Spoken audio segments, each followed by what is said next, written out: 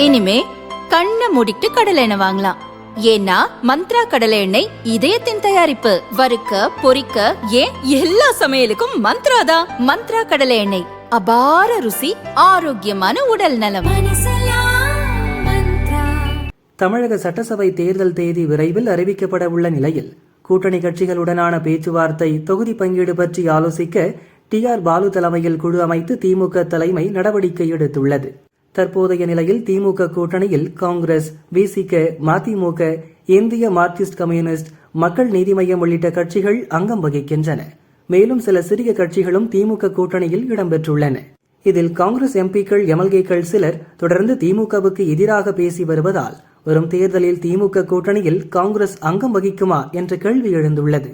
அதேபோல ராமதாஸ் தலைமையிலான பாமகவும் திமுக கூட்டணியில் இணைய வாய்ப்புள்ளதாக தெரிகிறது.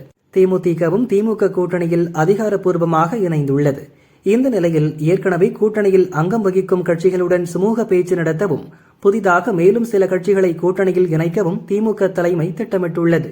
திமுக தலைமை கூட்டணி பேச்சுக்கு மிகவும் தாமதிப்பதாக காங்கிரஸ் தலைவர்கள் சிலர் குற்றம் சாட்டி வந்த நிலையில் லோக்சபா எம்பி டி.ஆர். பாலு தலைமையில் பேச்சுவார்த்தை குழு அமைத்து திமுக பொதுச் செயலாளர் துரைமுருகன் அறிவிப்பு வெளியிட்டுள்ளார்.